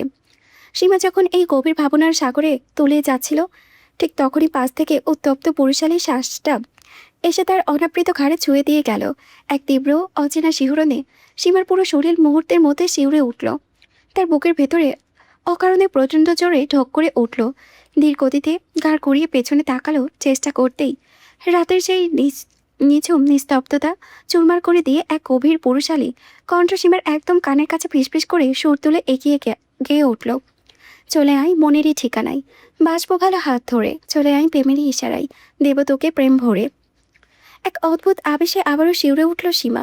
চকিতে ঘাড় গড়িয়ে পেছনে তাকাতেই দেখল ইস্তিয়াক তার একদম ঘেঁষে দাঁড়িয়ে আছে, এতটাই কাছে যে লোকটার উত্তপ্ত নিঃশ্বাস এসে আছড়ে পড়ছে সীমার অনাবৃত ঘাড়ে। আতঙ্কে সীমা খানিকটা সরে যাওয়ার উপক্রম করতেই পেছন থেকে এক ঝটকায় সীমার সরু কোমরটা শক্ত করে আঁকড়ে ধরে নিজের বুকের সাথে লেপটে নিল ইস্তিয়াক। মুহূর্তের মধ্যে যেন থমকে গেল সীমার পুরো অস্তিত্ব। বুকের ভেতরে নিঃশ্বাসের গতিটা লাফে দ্বিগুণ হয়ে গেল। জীবনে এই প্রথমবার সে ইস্তিয়াকের এত ঘনিষ্ঠ সম্পর্কে স্পর্শে রাগে আর অস্বস্তিতে চিৎকার করে উঠল সীমা। কি হচ্ছে কি? ছাড়ুন আমাকে, এভাবে ধরেছেন কেন? ইস্তিয়াক আর কোনো তর্কেও গেল না, একটা উত্তরও দিল না। অত্যন্ত নিপুণ হতে আড়াল থেকে একটা তাজা সাদা গোলাপ বের করে সীমার কানের পিছে গজে দিল। ইস্তিয়াকের আঙ্গুলের মিহি স্পর্শে গাড়ি লাগতেই এক অচেনা শিহরণের চোখ দুটো আপনাতেই বুঝে এলো সীমার। ঠিক তখনই সীমার সংবেদনশীল কানে আলতো করে ফু দিয়ে কানের কাছে ফিসফিস করে ইস্তিয়াক বলে উঠল, আয়, আর যদি না ছাড়ি? সীমা চোখ খুলে তীব্র বিরক্তি আর বাকুলতা মিশিয়ে বলল, ছাড়বেন না কেন? আপনার হঠাৎ কি হয়েছে একটু বলবেন? ইস্তিয়াক হালকা হেসে খুব স্বাভাবিক ভঙ্গিতে বলল, কই, আমার আবার কি হবে? আমি তো একেবারে ঠিকঠাক আছি।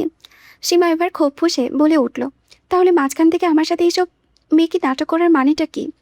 সীমার কথা শেষ হওয়ার সুযোগ না দিয়ে এক লম্হায় তার নরম গালে নিজের ঠোঁট ছুঁয়ে দিল ইস্তিয়াক।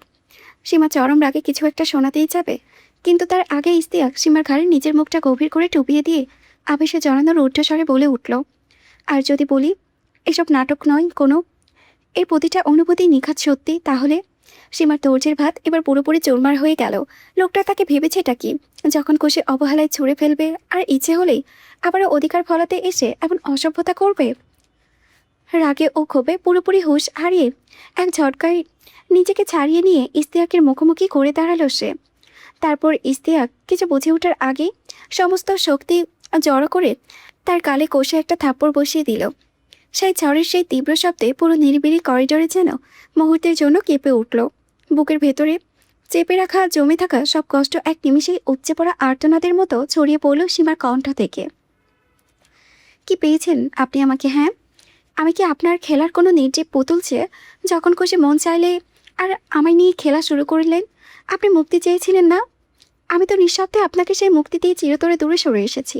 তাহলে আবার কেন আমার সামনে এসে আমাকে বাধ্য করেছেন আপনার বিষাক্ত মায়ে জড়াতে? কেন আমাকে এভাবে জ্যান্ত লাশ বানিয়ে রাখছেন? সীমার চোখের দিকে অধর জল গড়িয়ে পড়তে লাগলো। সে গলা ফাটিয়ে বলতে লাগলো, এক কাজ করুন, এভাবে প্রতিদিন তিলে তিলে মারার চেয়ে একেবারে মেরে ফেলুন আমাকে। আর যদি মারতে না পারেন তবে প্লিজ এভাবে বাঁচিয়ে রেখে তর পাবেন না। একটু আমিও মানসিক শান্তি চাই, একটু শান্তিতে নিঃশ্বাস নিতে চাই। হাত জোর করে অনুরোধ করছি, এখান থেকে চলে যান আপনি। আমি আর আপনার সাথে থাকতে চাই না, নিজেকে নতুন করে আর গুঁড়ো গুঁড়ো করে ভাঙতে চাই না। কথাগুলো শেষ করে সীমা আর এক মুহূর্ত সেখানে দাঁড়ালো না। অঝরে কাঁদতে কাঁদতে সেই করিডোর পার হয়ে সোজা গিয়ে তার দাদির রুমে ঢুকে ভেতর থেকে ধপ্পাস করে দরজা বন্ধ করে দিল। ঠিক তখন দাদি মাত্রই বিছানায় শুতে যাচ্ছিল। সীমাকে এভাবে এলোমেলো চুলে অযোধ্যায় কাঁদতে দেখে আটকে উঠে তড়িঘড়ি করে এলেন এগিয়ে, আকল গলায় শুধালেন, কি হয়েছে রে তোর? এভাবে রুদ্ধশ্বাসে কাঁদছিস কেন? ইশতিয়াক কিছু বলেছে নাকি তোকে? সীমা চরম মানসিক যন্ত্রণায় নিজের সমস্ত হুঁশজ্ঞান হারিয়ে ফেলেছে। মুহূর্তের মধ্যে দাদিকে শক্ত করে জড়িয়ে ধরে তার বুকে মুখ গুজে দিয়ে হাহাকার করে কেঁদে উঠল। দাদি, উনি কেন আমার সাথে এমন ছলনা করেছেন? উনি নিজেই তো আমার কাছ থেকে মুক্তি চেয়েছিলেন। আমি তো জীবনে নিজের জীবন থেকে ওনাকে মুক্তি দিয়ে চলে এসেছি, তাহলে আবার কেন আমার সামনে এসে আমাকে এভাবে ভেঙে দুর্বল করে দিচ্ছেন? দাদি, আমি আর পারছি না, সত্যি আমি পাগল হয়ে যাব। তুমি ওনাকে এখান থেকে এক্ষুনি চলে যেতে বলো প্লিজ, ওনাকে চলে যেতে বলো। সীমাকে সান্ত্বনা দিয়ে পরম স্নেহে মাথার চুলে হাত বুলিয়ে দিতে দিতে বললেন, ইশতিয়াকের সাথে কি ঝগড়া হয়েছে বোন? ঝগড়া করে থাকলে তুই আমাকে বল, আমি ওকে একদম ভালো মতো বকে দেব। সীমা আর কোনো কথার উত্তর দিতে পারল না। দাদির বুকের ভেতরে মুখ লুকিয়ে কেবল ফুপিয়ে ফুপিয়ে কেঁদেই চলল। ঠিক তখনই দরজায় শব্দে টোকা পড়ল, ঠক ঠক। সীমার দাদি ঘরের ভেতর থেকে উচ্চস্বরে জিজ্ঞেস করল, কে রে? বাইরে থেকে ইশতিয়াকের বিন্দুমাত্র অপরাধবোধহীন এক চঞ্চল ও চেনা কণ্ঠ ভেসে এলো, আমি বুড়ি, দরজা খোল। বউ রাগ করে চলে এসেছে, তাই আজ রাতে আমি তোমার সাথে ঘুমোবো। মুহূর্তের মধ্যে দাদি সীমাকে কোল থেকে সরিয়ে তাড়াহুড়ো করে গিয়ে ঘরের দরজাটা খুলে দিলেন। ইশতিয়াকের ভেতরে ঢুকতে দেখে এগিয়ে এসে সোজা তার কানটা শক্ত করে মুচড়ে ধরলেন। বউ রাগ করে চলে এসেছে, তা তুই কি একটু আদর সোহাগ করে বউয়ের রাগটা ভাঙতে পারিসনি হতচ্ছাড়া? ইশতিয়াক কান টেনে ধরাই ব্যথায় উফ করে ওঠার ভান ধরল। অতঃপর আড়ালে দাঁড়িয়ে থাকা সীমার দিকে তাকিয়ে একটা অদ্ভুত দুষ্টমিতে চোখ টিপে দাদিকে আক্ষেপের সুরে বলল, বুড়ি, কানটা ছাড়ো, রাগ কিভাবে ভাঙাবো বলো? একটু তোমার নাতনিকে কাছে টেনে আদর করতে গিয়েছে, অমনি তোমার নাতনি কষে গালে ঠাস করে একটা থাপ্পড় বসিয়ে দিল। একটু আদরের সুযোগও দেয় না। তোমার নাতি খালি আমারই মারে। কথাটা শোনা মাত্রই চরম লজ্জায় সীমার কান্নার বেগ নিমিষে উধাও হয়ে গেল। দাদি চোখ দুটো বড় বড় করে সীমার দিকে গোড়াকত দৃষ্টিতে তাকিয়ে বললেন, সীমা, ইশতিয়াক এসব কী বলছে? তুই সত্যি সত্যি ওর গালে হাত তুলেছিস? সীমা একদম মাথা নিচু করে অপরাধীর মতো থরথর করে কাঁপতে কাঁপতে হ্যাঁ সূচক মাথা নাড়ল। সীমার দাদি এসবে আবুদবি বিন্দুমাত্র পছন্দ করে না। যত রাগই থাক, স্বামীর গায়ে হাত তোলা ওনার চোখের মস্ত বড় অপরাধ। তিনি রেগে গিয়ে ইশতিয়াকের কান ছেড়ে দিয়ে হনন করে সীমার কাছে এগিয়ে এলেন। গভীর কণ্ঠে শাসিয়ে বললেন, খবরদার সীমা, এরপর যদি কোনো কিছু শুনি যে তুই স্বামীর গায়ে হাত তুলেছিস, তবে আমার চেয়ে খারাপ কিন্তু আর কেউ হবে না। স্বামী হচ্ছে নারী জাতির জন্য বেহেস্তের চাবি। স্বামীকে আঘাত করা মানে আল্লাহর আরশ কাঁপানো। ইশতিয়াকের উপর রাগ হতে পারে, অভিমান হতে পারে, সেটার জন্য তুই কথা বলবি না, দূরে থেকে থাকবি। সে নিজে এসে তোর মেজাজ ঠান্ডা করবে, কিন্তু ভুলেও কোনোদিন আর স্বামীর গায়ে হাত দিবি না। ইশতিয়াক দরজার চৌকাঠে হেলে দূরে দাঁড়িয়ে একগালা হেসে বলে উঠল, বোঝাও দাদি, ভালো করে বোঝাও তোমার নাতিকে, যাতে আমরা দুজন জলদি তোমাকে সুসংবাদ দিতে পারি। কথাটা শোনা মাত্রই চরম লজ্জায় সীমার দুই কান যেন আবারও আগুনে ধোঁয়া বের হতে লাগলো। এই ইশতিয়াক লোকটা যে এতটা ঠোঁটকাটা আর বেহায়াপনা করতে পারে তা সীমার কল্পনার বাহিরে ছিল। দাদি ইশতিয়াকের পিঠে হালকা চাপড় মেরে বললেন, থাম এবার, অনেক হইছে, এবার লক্ষ্মী ছেলের মতো নিজের রুমে যা তোরা। সীমা বাকল হয়ে তাদের হাত দুটো শক্ত করে চেপে ধরে পড়ল, না দাদি, আমি আজ রাতে তোমার সাথে এখানেই ঘুমাবো। ইশতিয়াক ঠোঁটের কোণে এক চিলতে বাঁকা হাসি, চ্যাংটার হাসি ঝুলিয়ে গভীর ভান ধরে হুমকি দিয়ে বলল, বুড়ি, আজকে যদি বউ আমার ঘরে না আসে, তাহলে আগে আমার খাট না তোমার খাট আগে ভাঙবো। পরবর্তী পর্ব লেখিকা দিলে আবার দেওয়া হবে।